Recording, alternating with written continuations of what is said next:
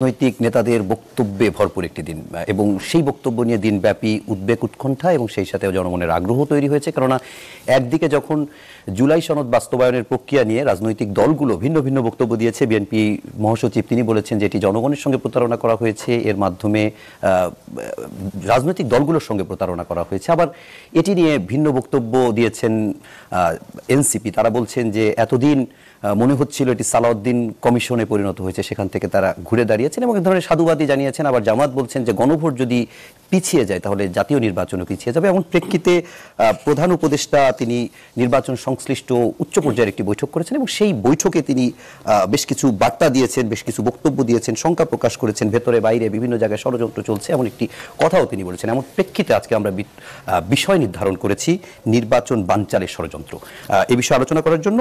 এবং এর সাথে সাথে আমরা জুলাই সনদ বাস্তবায়নের প্রক্রিয়া, গণভোট, 270 দিন ইত্যাদি নানা বিষয়ে কথা বলার চেষ্টা করবো। আলোচনার জন্য স্টুডিওতে তিনজন অতিথিকে আমন্ত্রণ জানিয়েছি। শুরুতে পরিচিত হব তাদের সঙ্গে। আমার ঠিক ডানে রয়েছেন অ্যাডভোকেট আবু হেনা রাজ্জাকি, রাজনৈতিক বিশ্লেষক। এরপর রয়েছেন ডাক্তার জাহিদুর রহমান, শিক্ষক ও রাজনীতি বিশ্লেষক।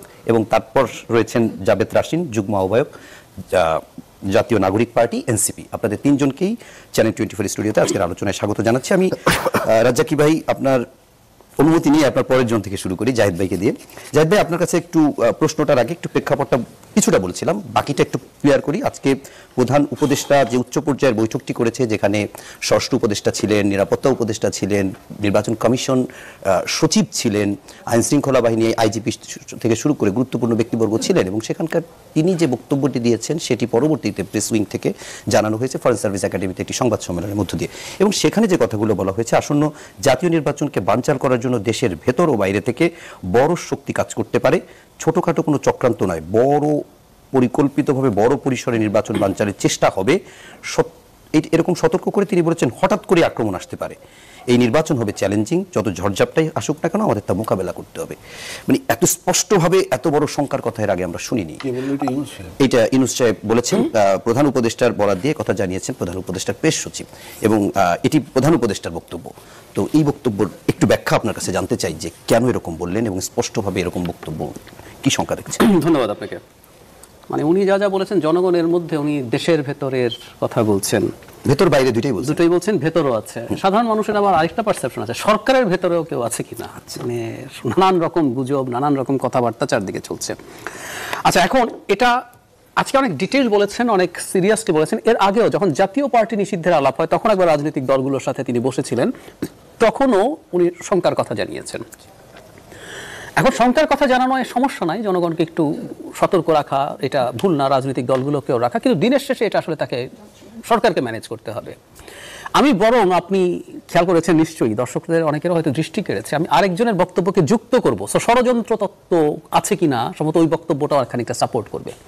জামাতের নায়েবে আমির একটা বক্তব্য দিয়েছেন, উনি বলছেন উনি নির্বাচন নাও হতে পারে ওই ডেটে না, মানে উনি এবার বলছেন যে ফেব্রুয়ারিতে নির্বাচন যদি পিছিয়ে যায়, মানে উনি কেন ফেব্রুয়ারিতে গণভোট এবং নির্বাচন রাখবেন না, মানে জাতীয় নির্বাচন রাখবেন না, তার যুক্তি দিতে হলে নির্বাচন পিছিয়ে যদি যায়, পিছিয়ে যেতে পারে, তাহলে তো গণভোট হলো না। এবং ওনার বিবেচনায় গণভোট নাকি জাতীয় নির্বাচনের চেয়ে বেশি গুরুত্বপূর্ণ, এটা জরুরি। তার ওনার কথা শুনে মনে হচ্ছে যদি দুটোই বানচাল হওয়া অন্তত নভেম্বরে, যদি উনি নভেম্বরের লজিক দেওয়ার জন্য বলছেন, নভেম্বরে যদি হয়ে যায় তাহলে অন্তত গণভোটটা হয়ে গেল। তো উনি কেন বলছেন এভাবে? কেন মনে হলো ফেব্রুয়ারিতে যদি নির্বাচন না হয়? এই প্রশ্ন কেন আসছে? একই দিনে না হওয়ার যুক্তি হিসাবে বলছেন ফেব্রুয়ারিতে নির্বাচন না হতে পারে, তাহলে তো গণভোটও বানচাল হচ্ছে। মানে আমি ওনার কথার ভেতরের কথাগুলো বলছি। নভেম্বরে হলে সেটা হবে না, তার মানে ওনার কাছে কি বানচাল হওয়ার কোনো তথ্য আছে? বা ওনার কাছে তো কল রেকর্ড না, কণ্ঠ রেকর্ড থাকে। ওনার কোনো কণ্ঠ রেকর্ডে কি রকম আছে আমরা জানতে চাই। উপদেষ্টাদের কণ্ঠ রেকর্ড তার কাছে আছে, বা আর কারো কণ্ঠ রেকর্ড তিনি পেয়েছেন, নাকি তার কোনো পরিকল্পনার মধ্যে তিনি আছেন, তার সেই পরিকল্পনার কারণে তিনি অনেকটা ধারণা করতে পারেন বা অনুমান করতে পারেন নির্বাচন পিছিয়ে যেতে পারে। সেই কারণে আমি যদি সবগুলোকে একত্র করি, শঙ্কার জায়গা আছে। এবং এই যে কমিশন যে রিপোর্ট দিল, মানে আমার একটু হালকা ঢঙে একটু বলি, মানে এটা সালাউদ্দিন কমিশন থেকে এখন এটা রাসিন কমিশন হয়ে গেছে কিনা আমার কাছে আবার সেটা একটু মনে হয়। আচ্ছা, আমরা ওই জায়গাটা যাব না, আমি একটু আমার একটু যোগ করে রাখি, এই যে শেষ পর্যন্ত যেভাবে ইমপ্লিমেন্টেশনের সাজেশন দেওয়া হলো, এটাও কিন্তু একটা সংঘাতের পরিস্থিতি তৈরি করছে। আমি এটুকু বলি, ওইটা আমরা যাব পরে। কিন্তু এই যে সংঘাতের পরিস্থিতি, এই সবকিছু যদি আপনি একত্র করেন, একটা ঘোলাটে পরিস্থিতি যখন তৈরি হয়, আমরা যারা শেখ হাসিনার বিরুদ্ধে ফাইট করেছি তাদের মধ্যে যখন এরকম মারাত্মক রকম দ্বন্দ্ব, প্রতারণার অভিযোগ করা হচ্ছে সরকারের বিরুদ্ধে, বা সরকার বা রেফারি খেলছেন বলে অভিযোগ করা হচ্ছে, তো এই সংঘাত যদি তৈরি হয়, তখন কিন্তু এই ভেতর এবং বাইরের শত্রুরা যারা আছে তারা নিশ্চয়ই তারা ষড়যন্ত্র করছে, সেই ষড়যন্ত্র নিশ্চিতভাবে একটা সিরিয়াস উর্বর ভূমি পাবে। জাহিদ ভাই, আমি আরেকটু ক্লিয়ার হওয়ার জন্য আপনার কাছে প্রশ্নটা আরেকবার করি। সেটি হচ্ছে, প্রধান উপদেষ্টা শুধু শঙ্কা করেন নাই, তিনি তথ্যও দিয়েছেন। তথ্যটা কি জন্য আমি বলছি, যে ধরেন আপনি একটু আগে জামাতের নায়েবে আমির ডাক্তার সৈয়দ আব্দুল্লাহ মোহাম্মদ তাহেরের কথা বলছিলেন। তাহেরের বক্তব্য কেন প্রধান উপদেষ্টার থেকে আপনার কাছে গুরুত্বপূর্ণ লাগছে? কারণ প্রধান উপদেষ্টা বলছে পরিকল্পিতভাবে বড় পরিসরে নির্বাচন বানচালের চেষ্টা হতে পারে না, হবে। তাহলে এটা কেন বড় আপনার আশঙ্কার জায়গা লাগছে না? হ্যাঁ, উনি আগেও, আমি ইনফ্যাক্ট ওনার এই তথ্যটা আমার কাছে নতুন না। এবার যেটা হয়েছে, এবার আরেকটু স্ট্রং, আরেকটু বোল্ড, আরেকটু ডিটেইলড। এই 2 মাস হবে, মানে 2 মাসও হয়নি জাতীয় পার্টির ইস্যুটার সময় একই রকম কথা উনি বলেছেন। সুতরাং উনি এটা বলছেন, উনি নির্বাচন হবেই বলছেন, আবার সতর্ক করছেন সবাইকে। সো এই যে হবে বলছেন, এটা আমি মনে করি এটা ওনার কাছে যথেষ্ট গোয়েন্দা তথ্য আছে, কোথায় কে কি করছে সেগুলো ওনার কাছে সব কন্ট্রোল রেকর্ড আছে, একদম অজানা কন্ট্রোল রেকর্ড নেই, অন্তত গোয়েন্দা তথ্য আছে। আমরা আশা করি কন্ট্রোল রেকর্ড চাইলেই করা যায় না, প্রধান উপদেষ্টা চাইলেও করা অন্তত উচিত না, আমরা এভাবে বলতে পারি। তো যেটা বলছিলাম, তো ওনার কাছে অনেক তথ্য উৎপাত্ত আছে, অনেকগুলো গোয়েন্দা সংস্থার রিপোর্ট আছে, সুতরাং উনি অনেক বেশি ওয়াকিবহাল আমাদের চাইতে, সেটা সঠিক। এবং জনগণকে, এবং আমি ধারণা করি এটা শুধু নিজের না, উনি রাজনৈতিক দলগুলোকে হয়তো এই বার্তা দিচ্ছেন যে তোমরা তোমাদের নিজেদের মধ্যে বিভেদ বাড়িও না।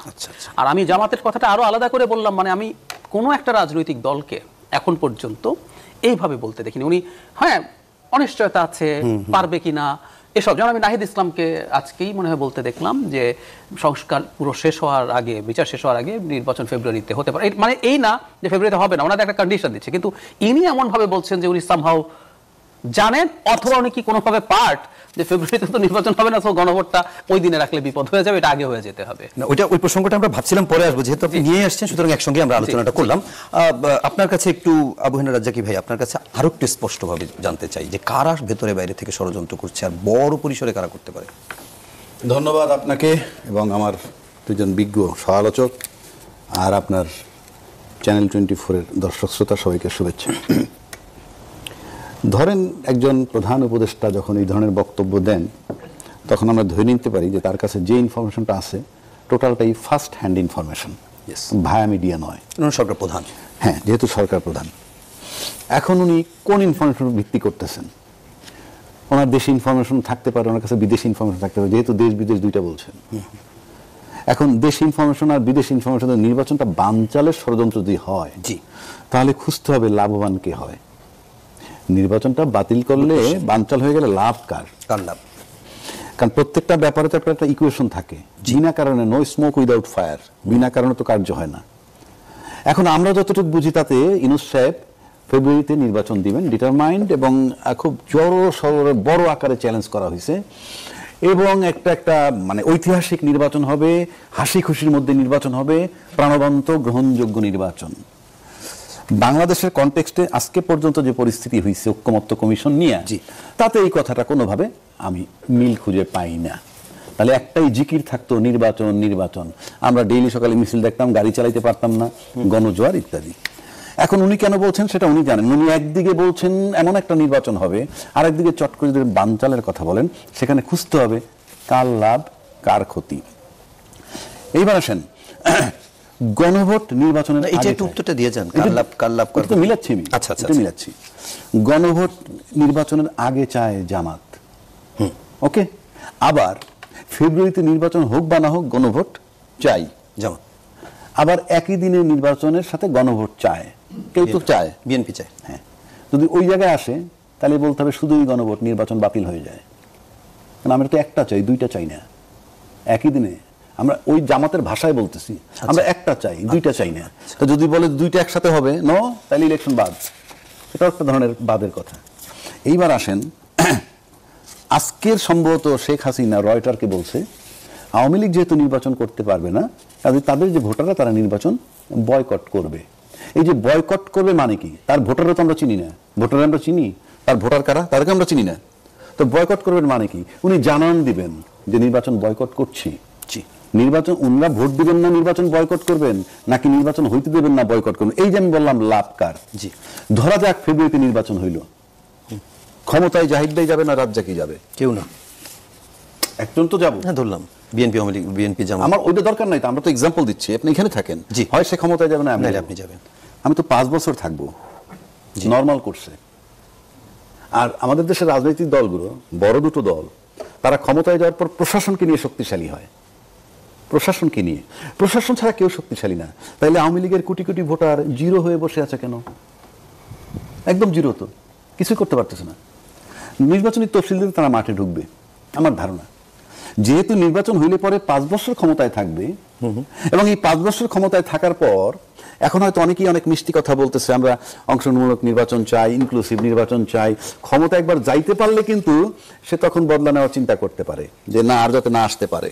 এবং আর যাতে না আসতে পারে এই যদি চিন্তা করে, তাহলে পতিত সরকার চিন্তা করে আমি তো 5 বছরের জন্য বঞ্চিত।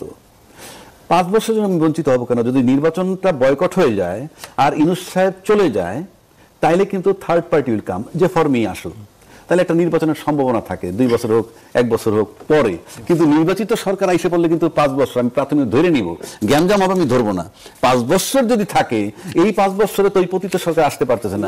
সিসি তো অনেকদিন আছে মিশরে, যে আসবে সে 2 বছরের মধ্যে নির্বাচন দিবে, এটা নাও হতে পারে। না, সেটা মানলাম, কিন্তু আমি যদি নির্বাচিত সরকার ধরি, তার জন্য 5 বছর ম্যান্ডেটরি। আমি 5 বছর আগে ছাড়বো না। তো 5 বছর আগে না ছাড়লে কিন্তু ওরা 5 বছরের জন্য বঞ্চিত হয়। এই যে 5 বছর বঞ্চিত আমি যাবো কেন?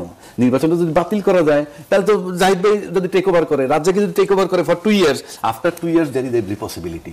সুতরাং আপনাকে বিবেচনায় নিতে হবে, নির্বাচন না হলে যার লাভ, যে লাভ মনে করে, সেটা তারা ষড়যন্ত্র করলে করতেও পারে। ওকে, আপনি এই প্রসঙ্গে একটু ছোট্ট করে আরেকটু বলে নেন। সেটা হচ্ছে আপনি বললেন যে নির্বাচনের তফসিল ঘোষণা করা হলে বা নির্বাচনের পথে যখন হাঁটবে তখন আওয়ামী লীগও মাঠে নামবে। মানে এরা কি বিএনপি, জামাত, এনসিপি এগুলো হয়ে নামবে না আওয়ামী লীগের ব্যানারে? এখন আমি আপনাকে বলি, এখন যদি মনে করেন যে আমাদের কিন্তু বাজারটা কথা আছে কথিত, সে কথিততে কিন্তু যারা নির্বাচনটা খুব জোরালোভাবে চায়, তারা কিন্তু মোটামুটি নিশ্চিত যে নির্বাচন হলে তারা পাশ করবে। আমি যদি জানি যে পরীক্ষা দিলে আমি পাশ করব, আমি তো এই পরীক্ষাটা চাইবো। আর যার সন্দেহ আছে যে আমি পরীক্ষা দিলে পাশ নাও করতে পারি, সম্ভাবনা নাই, সে চিন্তা করবে এখন একটা তাদের ইম্প্যাক্ট আছে, প্রভাব আছে অনেক। এই যে প্রভাবটা আছে, ইফ যদি আমি ভাবি যে আমার এই প্রভাবটাই আমার রাজনীতি, তাহলে তো আমি ভাববো যে রাজনীতি না হলেই ভালো, এই নির্বাচন না হলেই ভালো। সেক্ষেত্রে এই যে নির্বাচনটা বাতিল হলে যেহেতু আওয়ামী লীগেরও লাভ হবে, সেক্ষেত্রে তখন মিছিল যদি কেউ করে আমরা নির্বাচন চাই না অফিসিয়ালি, এই যারা বৈধ দল হিসেবে আছে তাদের সাথে তো তারা যোগ দিয়ে এটাকে বড় করতেও পারে, যে নির্বাচন বাতিল হোক। জাভেদ, আমি ষড়যন্ত্রের আলোকে এটা মিলাইলাম। ওকে, আমরা এটা আরো ক্লিয়ার হবো এরপরে। আবার আমরা একটু জাভেদ হোসেন, আপনার কাছে অনেকগুলো বিষয়ে প্রশ্ন আছে, কিন্তু প্রথমেই একটু এই ষড়যন্ত্র তত্ত্ব নিয়ে জানতে চাই। আপনার কাছে বা আপনাদের দল কি মনে করে যে নির্বাচন পেছাতে পারে কিংবা নির্বাচনকে ঘিরে ষড়যন্ত্র চলছে? নির্বাচন ঘিরে ষড়যন্ত্র, এটা তো আসলে এখন পুরো মানে দেশের মানুষের মধ্যেই একটা আশঙ্কা আমরা দেখতে পাচ্ছি। আমরা যার সাথে কথা বলছি সে মানে প্রথমে দেখা হলে জিজ্ঞেস করছে যে ইলেকশন হবে কিনা, এরকম একটা প্রশ্ন যার সাথে দেখা হচ্ছে সবাই এটা ফেস করছে। এর কিছু কারণও আছে। আজকে আমরা যেমন আপনি বললেন যে প্রধান উপদেষ্টার যে বক্তব্যটা আসছে, বড় পরিসরে আক্রমণ হতে পারে, আবার এই বক্তব্য তো আমরা দেখলাম যে ডিসেম্বরের মধ্যেই নাকি প্রথম সপ্তাহেই অনেক কিছু বলা হয়েছে, আইন শৃঙ্খলা বাহিনী, তারপরে তফসিল হবে ডিসেম্বরে। তাহলে এটার সাথে তো এটা আবার আমি মিলাতে পারছি না। সো যদি ডিসেম্বরের প্রথম সপ্তাহেই ইলেকশনের তারিখ ঘোষণা করে দেওয়া হয়, এটা কি তারপরে আক্রমণ হতে পারে নাকি আক্রমণ আগে হবে যার কারণে তারিখ ঘোষণা করা যাবে না এরকম? আর যদি ওনার কাছে গোয়েন্দা তথ্য থাকে সরকারের কাছে, তাহলে তো অ্যাকশন নেওয়া দরকার। যদি অ্যাকশন না নিয়ে আমি যদি বলি, আমি যদি জানি যে এরকম একটা ঘটনা ঘটবে, তো সেটার জন্য তো আমার প্রতিকারমূলক ব্যবস্থা তো আমার নিতে হবে। সেটা কি সরকার নিতে পারবে কিনা? আর জুলাই সনদ নিয়ে যে অবস্থায় আসলে বাংলাদেশের রাজনীতি দাঁড়িয়েছে, বিশেষ করে আজকে যদি আমরা দেখি। আচ্ছা, তাহলে জুলাই সনদ নিয়ে আপনাকে একটু স্পষ্টভাবেই প্রশ্ন করি। আজকে আপনাদের একটা সংবাদ সম্মেলন ছিল, সেখানে আপনি ছিলেন, অন্যতম বক্তব্য দিয়েছেন, এবং তার আগে আমরা জাতীয় ঐকমত্য কমিশনে গত 6 মাসের যদি আলোচনা দেখি, তাহলে এনসিপির ভেতর থেকে সবচেয়ে যে মানুষটা বেশি ছিলেন তিনি আপনি। তো লিড করেছে, এজন্য বলছি এটা রাসিন কমিশন হয়ে গেছে, কারণ সব এনসিপির দাবি মানা হয়ে গেছে। এক্স্যাক্টলি, এই যে আমি ঠিক মানে আমার মনে হয় প্রশ্নটা জাহিদ ভাই কিছুটা করেই দিচ্ছে। তার মানে এরপরে আমার একটা প্রশ্ন আছে, প্রথম প্রশ্ন হচ্ছে যে এখন কি আপনাদের এটা একটা বিজয় মনে হচ্ছে কিনা? যদি বিজয় মনে হয় তাহলে আপনারা কবে সনদে সই করবেন? না, বিজয়ের জিনিসটা না, জিনিসটা ব্যাপারটা হচ্ছে যে আমরা তো জুলাই সনদ বাস্তবায়ন দেখতে চেয়েছিলাম এবং জুলাই সনদের একটা টেকসই আইনি ভিত্তি আমরা এটা দাবি করেছিলাম। সেই জায়গাটা থেকে কমিশন একটা প্রস্তাবনা, সরকার একটা না দুইটা প্রস্তাবনা দিয়েছে কিন্তু সরকারকে। তো সেই জায়গাটায় আমরা প্রথম প্রস্তাবনাটা নিয়ে আমরা বলেছি যে এটা জনগণের যে দাবির সাথে যায় এবং জুলাই সনদ সেটা যে বাস্তবায়ন টেকসই প্রক্রিয়া সেটা অনেকটা এটা দিয়ে কভার করে। যদিও এটার ভিতরেও কিছু ভাষাগত ত্রুটি আমরা দেখেছি, আমরা সেটা নিয়েও আমরা সংবাদ সম্মেলনে জানিয়েছি। এটা তো সরকারকে তারা প্রস্তাবনা দিয়েছে, এখন সরকার এটার উপরে ব্যবস্থা নেবে। মানে সরকারের ব্যবস্থার পরে কি আপনারা সাইন জি করবেন? জি, সরকারের ব্যবস্থাটা দেখার পর আমরা তখন সিদ্ধান্ত নিব আমরা স্বাক্ষর করব কিনা। কারণ যেহেতু এখানে দুইটা প্রস্তাবনা আছে, একটা ব্যাপার, আবার প্রস্তাবনার মধ্যেও কিছু বিষয় রয়ে গিয়েছে, যেমন এটা বলা হচ্ছে যে এই জুলাই সনদ আদেশ যেটা স্বাক্ষর করবেন সরকার। আসলে সরকার বলতে কি বোঝানো হচ্ছে? আমরা যেমন সরকার প্রধান ডক্টর ইউনূসকে চাচ্ছি যে উনি আদেশটাতে স্বাক্ষর করবেন, আদেশটা জারি করবেন, সেই জায়গাটায় যেমন অ্যাম্বিগুইটি আছে। আবার এখানে একটা ক্লজে দেখলাম যে অ্যাম্বিগুইটি আছে যে একটা খসড়া বিল হবে, সেই বিলটা পরবর্তী যে সংসদ তারা 270 দিনের মধ্যে যদি না করতে পারে তাহলে সেটা অটোমেটিকভাবে সংবিধানের অন্তর্গত হয়ে যাবে। আবার সেক্ষেত্রে আরেকটা প্রভিশন সেখানে যুক্ত করা হয়েছে যে এই বিল মানে এই পরবর্তী যে সংস্কার সভা তারা বিবেচনা করতে পারেন। তো বিবেচনার কথাটা আসলে কিভাবে মিন করা হয়েছে, তো এখানে আসলে ভাষাগত কিছু বিষয়াদি আছে যেগুলো আমরা আরো পর্যবেক্ষণ করছি। কিন্তু আমরা যে জিনিসটাকে আসলে সাধুবাদ জানাচ্ছি সেটা হচ্ছে যে কমিশন বাস্তবায়নের একটি পদ্ধতি বা একটা রূপরেখা সরকারকে দিয়েছে এবং এই ক্ষেত্রে একটা অগ্রগতি হয়েছে বলে আমরা মনে করছি। সেই জায়গাটায় মনে করি যে যেহেতু জনগণ জুলাই সনদটা চেয়েছে এবং তারা এটা বাস্তবায়ন চাচ্ছে, সেই জায়গাটায় যেহেতু অগ্রগতি হয়েছে আমরা এটাকে প্রাথমিক একটা বিজয় আমরা বলে ধরে নিচ্ছি। কিন্তু এখনই আমরা এটাকে আনন্দ উদযাপন বা উল্লাস করার মতন জায়গায় আমরা দেখছি না। ঠিক জাতীয় ঐকমত্য কমিশন যে সুপারিশটা করেছে সেই সুপারিশ অন্তর্বর্তী সরকার একেবারে ঠিক হুবহু রাখবে এরকম আপনাদের কাছে মনে হয় কিনা, বা যদি মনে না হয় তাহলে কেন মনে হয় না, সেই প্রশ্নটা আপনার কাছে পরবর্তীতে আমরা যখন আসবো তখন একটু দেবো। তারা আমাদের সাথে অতিথি রয়েছেন অ্যাডভোকেট আবু হেনা রাজ্জাকি, ডাক্তার জাহিদুর রহমান এবং জাভেদ রাশিন। রাজ্জাকি ভাই, আপনার কাছে যে অসমাপ্ত প্রশ্ন যেটি নিয়ে কথা বলছিলেন সেই জায়গা থেকে আরেকটা নতুন প্রশ্ন করি। সেটি হচ্ছে যে নির্বাচন পেছানোর যে ষড়যন্ত্রের কথা বলা হচ্ছে, আপনি যেটি বলছিলেন যে কার লাভ বেশি, এখন কার লাভ বেশি সেই আলোচনাকে আমরা এক্সিস্টিং পলিটিক্যাল পার্টিগুলোর থেকে ভাববো, যা কি নির্বাচনে যারা নাই তাদেরকে নিয়ে ভাববো?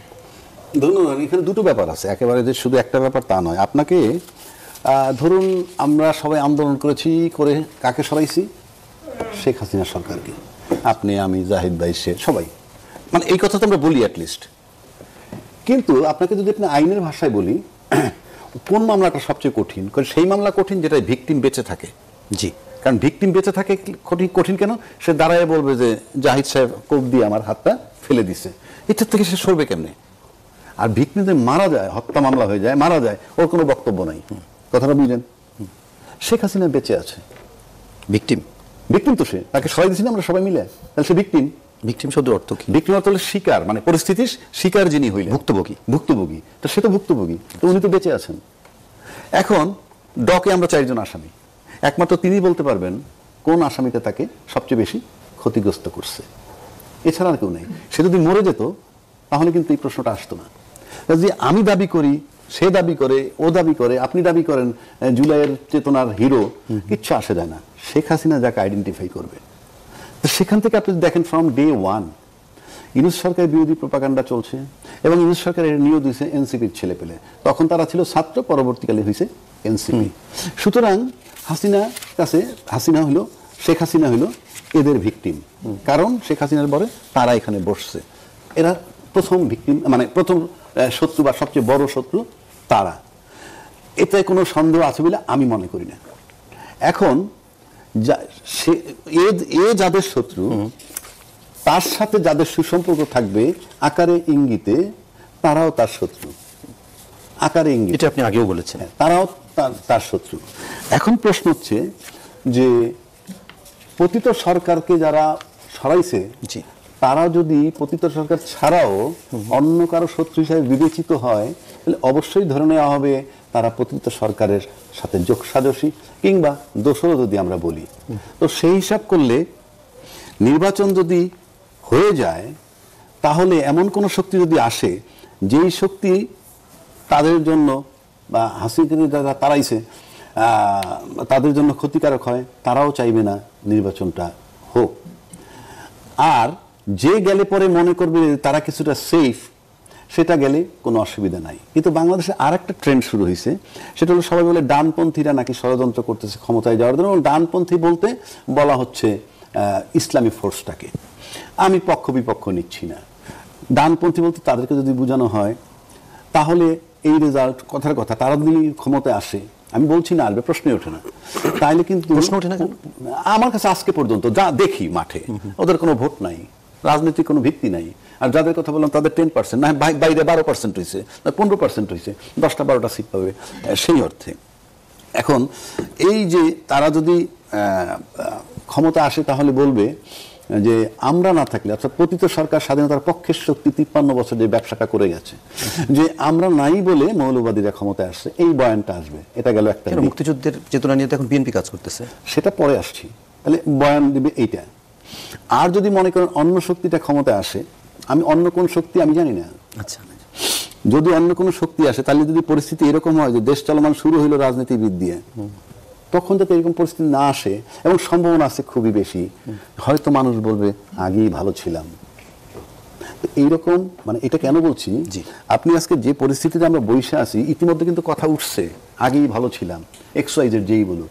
সুতরাং আজকে যে পরিস্থিতিটা এই মুহূর্ত পর্যন্ত বিরাজমান, আমরা তো জানি, মুখে আমরা যাই বলি না কেন, যে বাংলাদেশে যে পরিস্থিতিতে আজকে একটা নির্বাচন হতে যাচ্ছে ফেব্রুয়ারিতে, এর আগের নির্বাচন এরকম অনেক ঘটনা ঘটছে, কিন্তু এত বাজে পরিস্থিতির পরে নির্বাচন হয় নাই। এই হেলিকপ্টার থেকে গুলি, কিংবা ক্রস ফায়ার, আয়নাঘর, 57 অফিসার হত্যা, শাপলা চত্বরে হত্যা, এই ধরনের ঘটনার পরে এবং বেতনের ক্ষতি পালায় গেছে, বাংলাদেশের গভর্নর, এইরকম পরিস্থিতি এর আগে হয় নাই যে তার ওইরকম পরিস্থিতি পরে নির্বাচন হয়েছে। সুতরাং এই নির্বাচন যদি এখানে ফেব্রুয়ারিতে হয়, তাহলে আমি সেই ঐক্যমত্য কমিশন থেকে পর্যন্ত চলে এসে আজকে কিন্তু আমরা আবার সেই 5ই আগস্টে ফেরত গেছি, মানে যে জায়গাটায় ছিলাম সেই জায়গায়। তো সেই জায়গায় যদি থেকে একটা নির্বাচন করি, তাহলে আজকে যারা ক্ষমতায় যাবে বলে মোটামুটি নিশ্চিত, যেহেতু বাংলাদেশটাকে আমরা চিনি, আজকে যে মিডিয়া বলি, তারপরে সোশ্যাল মিডিয়া বলেন, নিউজ মিডিয়া বলেন, সবকিছু বলেন, প্রশাসন বলেন, নির্বাচনের পর উইদিন 15 ডেজ রিভার্স হয়ে যাবে যারা নির্বাচনে পাশ করবে তাদের সাথে। এবং যদি রিভার্স হয়ে যায় তাদের অবস্থাটা কি হবে, এবং ঠিক তখন যে পরিস্থিতি তারা 5 বছর থাকতে চায়, আর এদিকে মিডিয়া যদি তাদের বিরুদ্ধে চলে যাবে, এটা যদি কেউ গল্প করে প্রমাণ কি আমরা জানি তো। এবং প্রশাসন যদি চলে যায়, তাহলে যে সিচুয়েশনটা হবে, মানুষ হয়তো বলতে বাধ্য হতে পারে আগেই ভালো ছিলাম।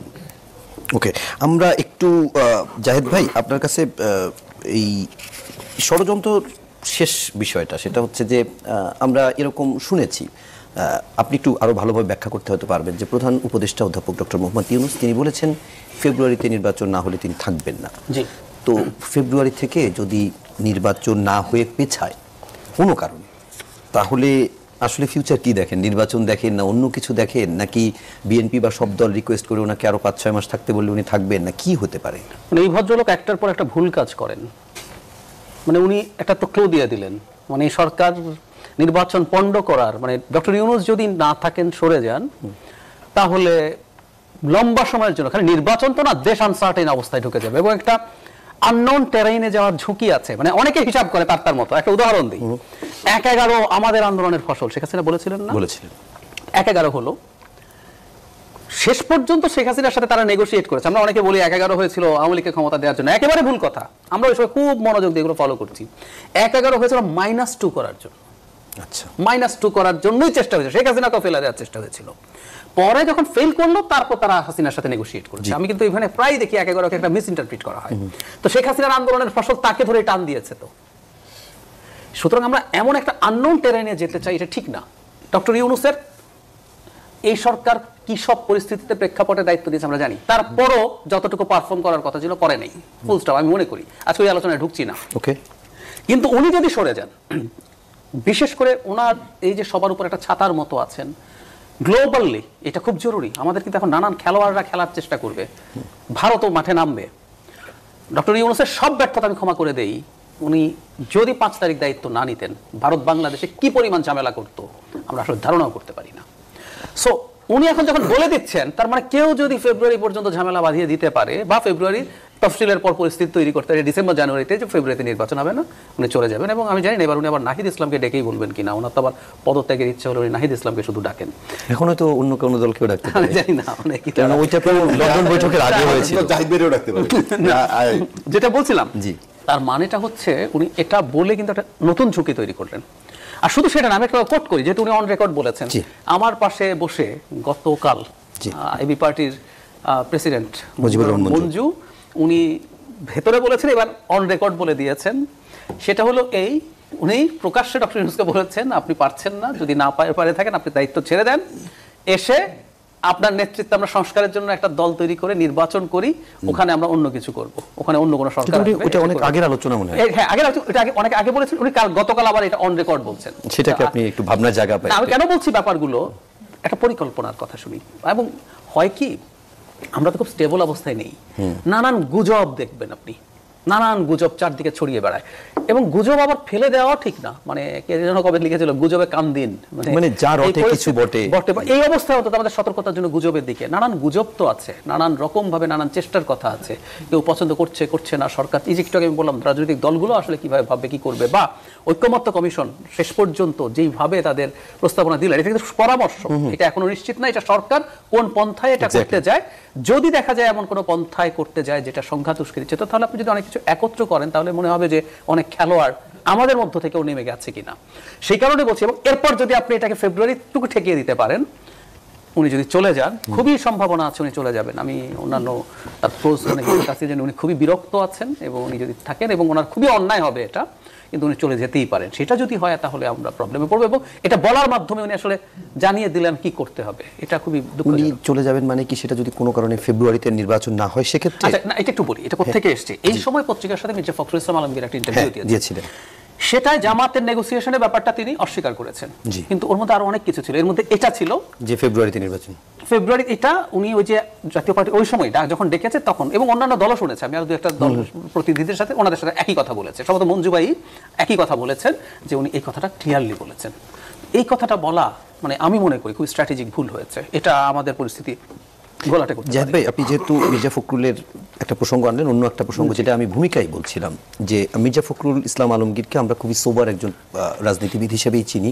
উনি কথাও মেপে বলেন, ওনার পরিচালিত রাজনীতিরও যথেষ্ট প্রশংসা আছে, কিন্তু উনি ঐকমত্য কমিশনের এই সবশেষ সিদ্ধান্তকে বলেছেন জনগণের সঙ্গে প্রতারণা, রাজনৈতিক দলগুলোর সাথে প্রতারণা। এটা কি শুধুমাত্র নোট অফ ডিসেন্টের কারণে, বাদ দিয়ে দেওয়ার কারণে, অন্য কারণ থাকতে পারে? মানে কিছু মানে মেজর পরিবর্তন তো আছে। আমি রাসিন বেটার বলতে পারবে, রাসিন পুরো প্রসেসে ছিল, এবং সে আমি ওই কপিটা তো নিশ্চয়ই আপনারা পেয়েছেন, ওই যে যেটা আপনারা জাননি, যেটা স্বাক্ষরিত হয়েছিল। মানে জনাব সালাউদ্দিন আহমেদ, তারপরে আরও অনেকেই যেটা বলছেন যে আমি ওই কপিটা পুরো ডিটেলটা দেখিনি, সেখানে নোট অফ ডিসেন্ট সহ থাকার কথা শুধু তা না, ওখানে নাকি লেখা ছিল নির্বাচনে ইশতেহারের তারা সংস্কার দিলে যে দল জিতবে তার নোট অফ ডিসেন্ট সংবিধান মানে সংস্কারের ক্ষেত্রে সে বিবেচনায় নিতে পারবে, এরকম কথা ছিল। এটা যেটা স্বাক্ষরিত হয়েছে সনদ। আচ্ছা, এটা একটু এই কথাটা ঠিক না। আমি একটু যদি কথা আলোচনা আপনি আপনার যতটুকু যুক্ত করেন, তারপরে পরে প্রশ্নে যাব। হ্যাঁ, ঠিক আছে। প্রথমে আমি একটু আচ্ছা, আপনি একটু বলে নেন যে জাহিদ ভাই শেষ করুন, এটা একটু শেষ করেন, এটা নিয়ে কোনটাই যে পুরোটাই বলো পরে। আচ্ছা, পরে আপনি জাহিদ ভাই একটু নোট নিয়ে নেন। ঠিক আছে। আমি একটু আবুনা ভাইয়ের কথা সূত্র ধরে যদি বলি, উনি বললেন যে আমাদের কোনো জনভিত্তি নাই, আমরা আসলে লোকজনের কোনো সমর্থন নাই, কিন্তু আমরা বাজারে দেখতে পাচ্ছি বিএনপি, জামাত, তারা এত বড় বড় দল, তারা সবাই আমাদেরকে চাচ্ছে। আমি ওই বড়দের সাথে তুলনা করে তোমাকে বলছি, আপনাকে বলছি, নট দ্যাট যে আপনি কিছুই নেই সেটা বলি নেই, আমি যে ট্রেডিশনাল রাজনৈতিক দলগুলোর সাথে আজকে পর্যন্ত দেখি সেটাই বললাম। মানে রাজাকি ভাই বললেই যে আপনাদের মানে ভোট হয়ে যাবে একটু বললাম আর কি। হ্যাঁ, আচ্ছা, আমি সামনে থাকায় বললাম কেন, ঠিক আছে, নিন্দা হবে। হ্যাঁ, আচ্ছা, আমি একটু পিছনে ফিরে যেতে চাই। বেশ কয়েক মাস আগে বিএনপি মহাসচিব ফখরুল ইসলাম আলমগীর উনি বলেছিলেন যে যারা বেশি হতাশা করে তারাই হতাশ হয়ে যায়, তারাই হতাশার কথা বলে। আজকে দেখলাম যে সালাউদ্দিন ভাই বলছেন তিনি জুলাই সনদের বাস্তবায়ন নিয়ে হতাশ। তার মানে আসলে হতাশা কারা? এবং আমরা এই যে নির্বাচন বানচালের কথা শুনছি, এই জুলাই সনদ এটা বাস্তবায়ন না হলে বা এটাকে না করার মাধ্যমে আমরা তো মনে করছি যে বিএনপি এখন নির্বাচনটা পেছাতে চাইছে। কেন? তারা যখন দেখছে যে এই জুলাই সনদ যদি বাস্তবায়িত হয়ে যায়, তারা যেভাবে রাষ্ট্র কাঠামোটা চিন্তা করছে, যেভাবে তারা ক্ষমতাকে ঠিক আগের মতন করে এককভাবে একটা দল হিসেবে যারা একতান্ত্রিকভাবে বাংলাদেশকে শাসন করবে এই ধরনের মানসিকতা পোষণ করছে, সেই জায়গাটায় যখন দেখছে না এই জায়গাটায় তো বাধা চলে আসছে, একটা ব্যারিয়ার এসে পড়েছে, সেই জায়গাটায় তখন তারা মনে করছে যে না, এটা আরেকটু পিছায়ে তারা এটাকে মেকানিজম করা যায় কিনা, ওদিকে নিয়ে যাওয়ার পথে হাঁটতে পারে। আমি বলছি না তারা করছেন, এটা একটা প্রেডিকশন। যেহেতু প্রধান উপদেষ্টা তিনি বলেছেন যে এই ধরনের একটা নির্বাচন বানচালের ঘটনা ঘটতে পারে, সেখানে শুধু জামাতকে দোষ দিয়ে লাভ নাই। এখানে যেহেতু এখানে দেশি বিদেশি চক্রান্ত আছে, আমরা সব জায়গায় যদি দেখি এটাও একটা হতে পারে, কনস্পিরেসি থিওরি হইতেই পারে। এখানে আপনি দেখবেন যে অলরেডি আজকে সামাজিক যোগাযোগ মাধ্যমে গণভোটকে না ভোট দেওয়ার একটা ন্যারেটিভ কিন্তু বিএনপি ছেড়ে দিয়েছে, যে বিএনপি যদি চায় যে গণভোট না হয়ে যাবে তাহলে কি হবে, এই ধরনের একটা ন্যারেটিভ কিন্তু অলরেডি আজকে আমি দেখলাম যে চলছে সামাজিক যোগাযোগ মাধ্যমে।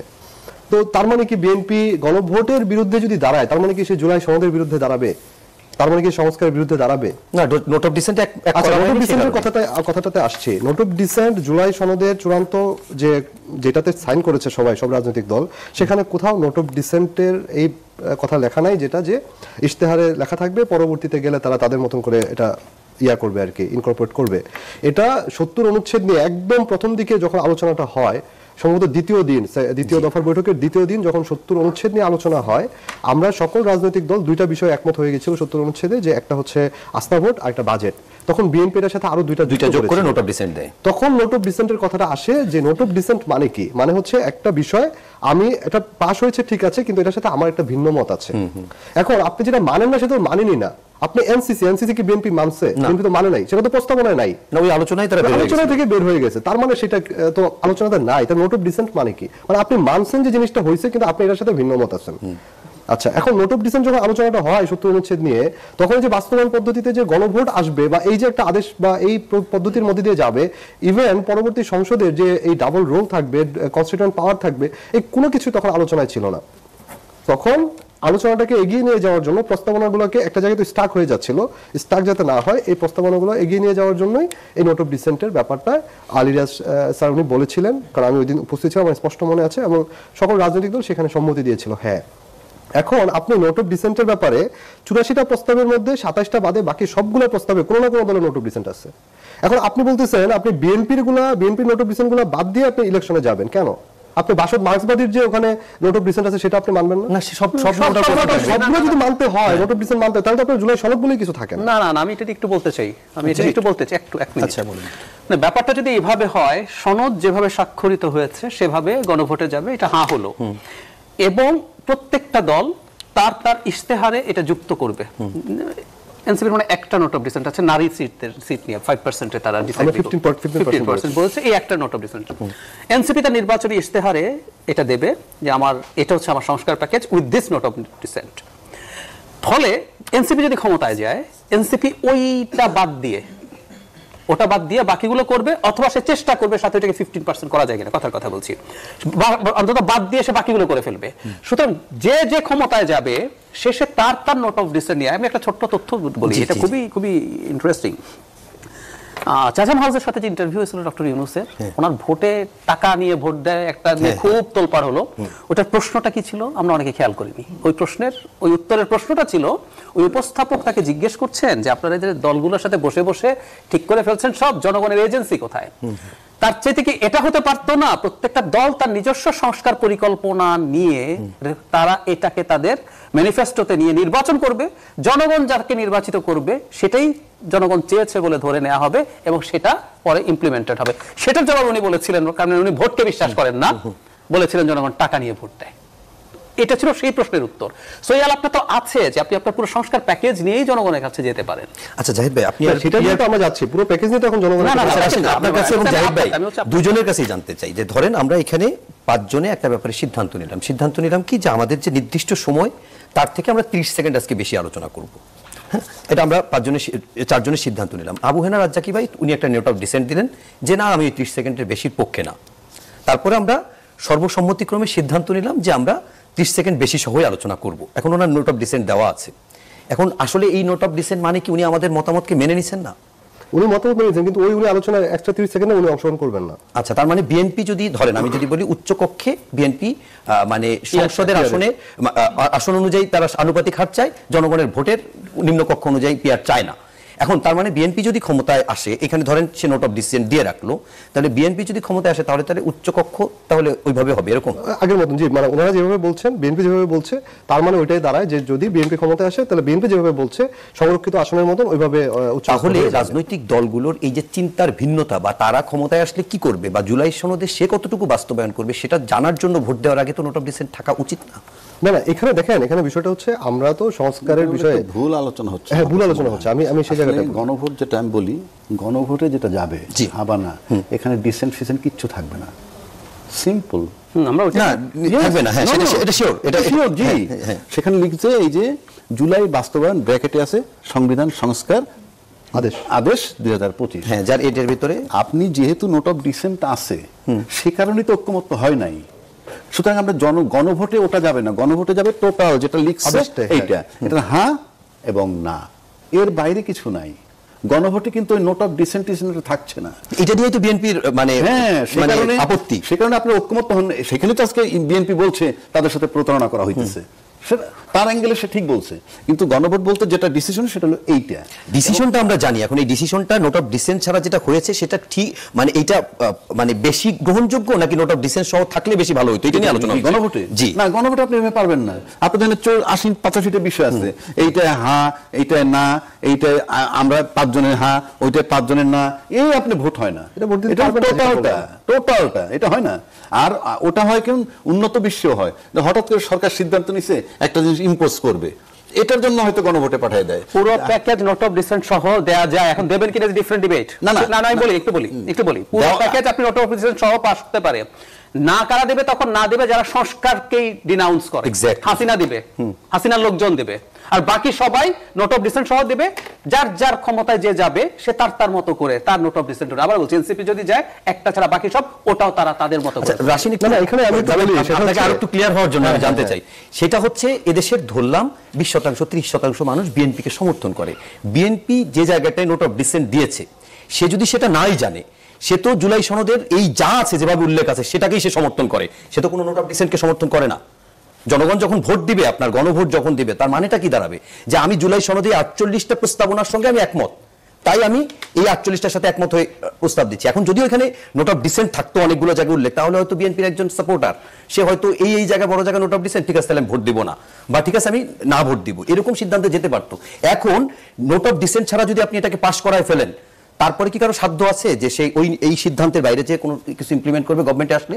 না, তাহলে তো সম্ভব না। কারণ আমি আপনাকে বলি, সেটা হচ্ছে নোট অফ ডিসেন্টের বিষয়গুলো কেন আলোচনায় আসছে। জি, নোট অফ ডিসেন্টে বিএনপি নোট অফ ডিসেন্ট কোন জায়গায় দেখেন, এখানে বিষয়টা হচ্ছে বিএনপি কেন, বিএনপি কে আপনারা তো আলোচনাটা আসছে বিএনপি, অন্য রাজনৈতিক দলের নোট অফ ডিসেন্ট আলোচনা আনছেন না আপনারা।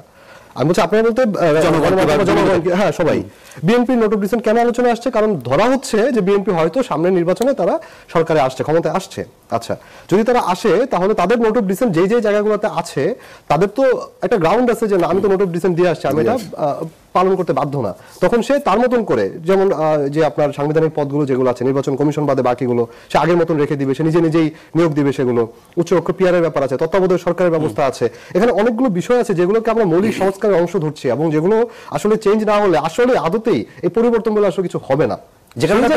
আপনাদের দাবি ছিল নোট অফ ডিসেন্ট গণভোটে না দেওয়া। সেই জন্যই আমরা বলছি যে এটা জনগণকে সিদ্ধান্ত নিতে দিক, জনগণ সিদ্ধান্ত নিক। সেটা আমরা একদম শেষ দিকে আছি, আপনি একটু কথা বলি, সেটা একটু শেষ করেন 1 মিনিটে, তারপর আমরা আজকে আরেকটা আলোচনা শুরু হয়েছে, সেটা হচ্ছে যে 51% 49% গণভোটের থ্রেশহোল্ড এটা রাখা যায় কিনা, এটা আরো বাড়ানো যায় কিনা। যারাই আলোচনা করছেন তারা আবার এই আলোচনাটা করছেন না যে 41% ভোট পেয়ে যে সংবিধান সংশোধন করে ফেলা হচ্ছে। হ্যাঁ, তো সেই জায়গাটা আমরা বলছি যে জনগণের উপরে আস্থা রাখা উচিত, জনগণই সিদ্ধান্ত নিক যে এই সংস্কার প্রশ্নে জনগণ একমত না। জি, ছোট্ট একটা কথা বলি, মানে জনগণ সিদ্ধান্ত নিয়ে আপনি পাঠাচ্ছেন, অথচ আমরা এই আলাপ আজকে আরেকবার করেছি, একটু এখানেও করি।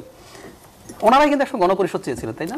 আচ্ছা, আমরা একটা আইডিয়াল সিচুয়েশন চিন্তা করি, গণপরিষদ হলো, সেখানে এই বিষয়গুলো নিয়ে ডিবেট হলো, বিএনপি নোট অফ ডিসেন্ট ধরে নিলাম, আমরা বিএনপি জিতেছে নির্বাচনে, ধরে নিলাম নোট অফ ডিসেন্ট যেগুলো আছে ধরে প্রত্যেকটা ভোটাভুটি হলো, ওগুলোতে তো বিএনপি জিতবে। নতুন যে কনস্টিটিউশন হলো সেই কনস্টিটিউশনে বিএনপির নোট অফ ডিসেন্ট ওয়ালা জিনিস কিন্তু কনস্টিটিউশনে থাকলোই না। তারপর ওটা গণভোটে যেত। খেয়াল করেন, আমরা ঘোরার আগে গাড়ি হয়েছে কিন্তু এখানে গণভোটে গিয়ে বিএনপি ঐক্যমত্য কমিশনে আলাপ করলো, এই আলাপকে আপনি পাত্তা দিলেন না। এখানে বিএনপি একটা দল, আর আছে নাকি 30টা দল।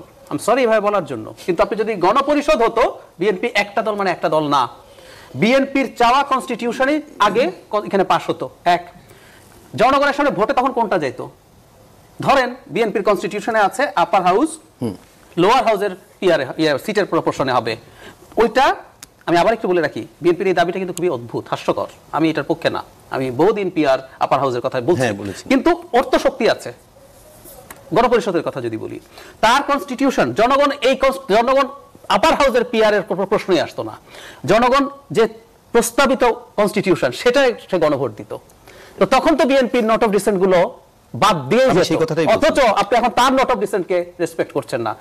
বরং আমরা এখন যে প্রসেস করছি, এই প্রসেসটা আসলে এবার উল্টো প্রসেস হয়েছে। সঠিক প্রসেসে হলে তখন কিন্তু এই জিনিসগুলো, এখন সেই দলটা, যে দলটার এই পরিস্থিতি হতে পারতো, তাকে আপনি ডেকে নিলেন, ডেকে নিয়ে তার জায়গা থেকে সে বেশ কিছু ছাড়ও দিল, দিয়ে আবার কিছু নোট অফ ডিসেন্ট দিল। এই সব মিলে ছাড়গুলো নিয়ে আপনি রাখলেন। আর সবচেয়ে বড় কথা, যদি এটাই হয়, সংবিধান সংস্কার কমিশন 6 কমিশনের জিনিসপত্র নিয়ে গণভোটে দিয়ে দিলেই পারতো। এই সব এত 9 মাস ধরে মানে এই আমি একটু যদি 30 সেকেন্ড, আচ্ছা 30 সেকেন্ড বলেন, কারণ একটু কনস্টিটিউয়েন্ট অ্যাসেম্বলি হলে সেটা তো সাধারণ আপনার অ্যাসেম্বলির মতো হইতো না। সেখানে তখন না আমি বলি, সেখানে তখন কাদেরকে পাঠাইতো, কাদেরকে নমিনেশন দিত বা কাদেরকে ফিল্ডে পাঠাইতো, এবং শ্রেণীভিত্তিক যদি আপনার আমি বলি আপনারা একই সঙ্গে দুটাই চেয়েছেন।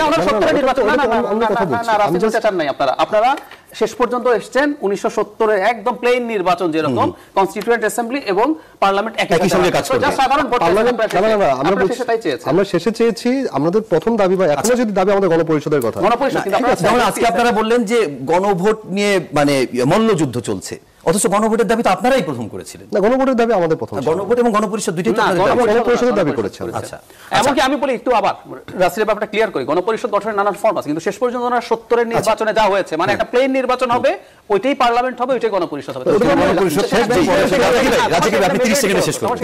কি শেষ করব? এই যে আমরা আলোচনাগুলো করতেছি, এতে আমরা একটা জিনিস সবাই নিশ্চিত যে আমরা খুব জোরালো ভাবে বলতে পারতেছি না ফেব্রুয়ারিতে নির্বাচন হবে, এটা কেউ বলতে পারি নাই এখন পর্যন্ত। নানান পদের আলোচনা হইতেছে, এই গণভোট, এই গণপরিষদ ইত্যাদি, কিন্তু চূড়ান্ত ভাবে না, কোনো আলাপ নাই, নির্বাচনই হবে। ওকে, যেতে পারছি না। আর সর্বশেষ একটা কথা বলি, যেটা জাহিদ ভাই বলছে, ইউনূস সাহেব চলে গেলে সত্যি সত্যি আমাদের ঝামেলা হবে যদি নির্বাচন দিয়ে না যান। তবে ইউনূস সাহেব ফেব্রুয়ারিতে চলে যাবে, কিংবা ফেব্রুয়ারিতে না যাক, মার্চ এপ্রিলে যাবে, একটা জায়গা আছে ইউনূস সাহেব থাকার। যদি বিএনপি মনে করে যে পরিস্থিতির জন্য আরো 2-4 মাস থাকি, তাইলে ইউনূস সাহেব থাকতে পারেন। এটা একমাত্র বিএনপির উপরেই নির্ভর করে। অনেক ধন্যবাদ আবু হেনা রাজ্জাকি, ডক্টর জাহিদুর রহমান এবং জাভেদ রাশিদ, এবং সেই সাথে দর্শক আপনাদেরকেও ধন্যবাদ জানাচ্ছি কষ্ট করে রাজ্জাকি এতক্ষণ অনুষ্ঠান দেখার জন্য। সবাই ভালো থাকবেন, সুস্থ থাকবেন।